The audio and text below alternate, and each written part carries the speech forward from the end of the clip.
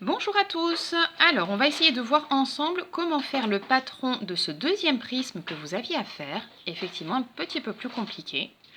Il s'agit donc effectivement de nouveau d'un prisme. On voit ici la base qui est un quadrilatère qu'on appelle un trapèze. La deuxième base ici et toutes les autres faces qui sont de nouveau des rectangles. On va donc avoir un patron avec 1, 2, 3, 4, 5, 6 faces à réaliser. De nouveau, on va commencer par faire un petit schéma à main levée. On va donc commencer par la base dont on nous donne les dimensions, qui sera donc un trapèze.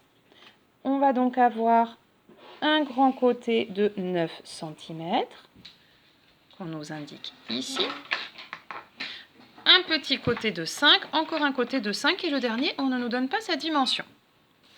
Donc, un petit côté de 5, un petit côté de 5 et un dernier dont on ignore les dimensions.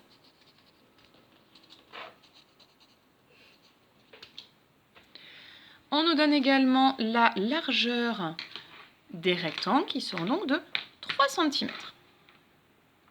Comme la dernière fois, il va falloir imaginer dans sa tête sur quelles arêtes on va découper notre solide pour pouvoir avoir le patron, donc le solide mis à plat. Pour ma part, je choisis un petit peu le même principe que la dernière fois. J'aurai donc ici ma face rectangulaire qui va séparer mes deux bases. Donc de l'autre côté, j'aurai de nouveau mon trapèze. Là, c'est à main levée, donc ce n'est pas grave s'il est mal fait. Le tracé à l'arrêt viendra dans un deuxième temps.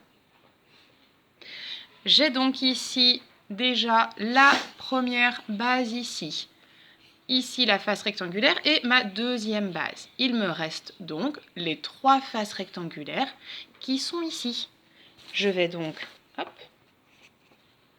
avoir une face rectangulaire ici, toujours 3 cm de largeur. Et lorsque je vais le replier, ce segment va aller sur celui-ci. Donc là, ces deux longueurs seront identiques. Ensuite, je vais avoir la face rectangulaire avec 5 cm de côté, de longueur, qui viendra ici. Ce côté va venir ici. Dans le prolongement, j'ai celui-ci. Et dans le dernier prolongement, j'ai mon dernier rectangle de 5 cm de longueur également. Et toujours 3 cm de largeur. Le tracé des rectangles de 3 cm de largeur et 5 cm de longueur ne devrait pas vous poser de soucis. Nous avons retravaillé le tracé de cette figure en début d'année. La figure qui risque de vous poser plus de difficultés est ce trapèze, ici. Nous allons voir ensemble comment le tracer. Pour tracer le trapèze, on va commencer avec les longueurs que l'on connaît. Donc déjà le grand côté de 9 cm. Pour éviter des imprécisions de mesure, je ne pars pas de l'angle de l'équerre, je vais me décaler légèrement. Et donc pour avoir 9 cm, de 1, je vais jusqu'à 10. Voici mon grand côté de mon trapèze. Ensuite, je vais utiliser le compas. Il me faut un côté de 5 cm. Donc je vais ouvrir mon compas sur une longueur de 5 cm. De nouveau, pour éviter des imprécisions, je ne pars pas de l'angle de mon équerre, donc je me décale à 1 cm. Donc pour ouvrir de 5 cm, je vais de 1 jusqu'à 6. Hop. Je plante l'extrémité de mon compas sur une extrémité de mon grand côté et je fais mon arc de cercle.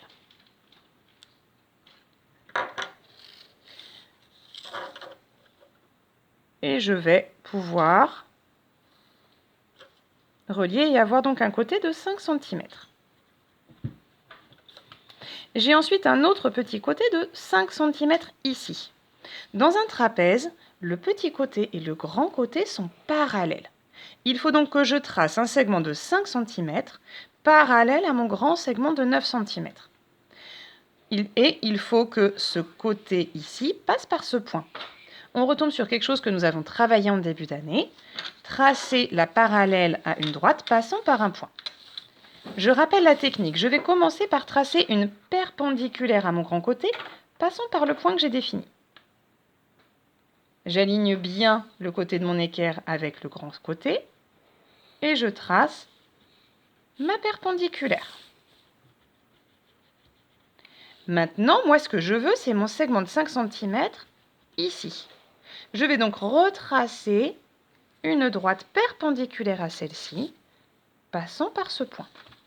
J'aligne bien mon équerre. Jusqu'au point voulu. Hop. Et je trace mon segment de 5 cm. Ce segment est bien parallèle à celui-ci. Et il me reste à terminer mon trapèze en reliant les deux points.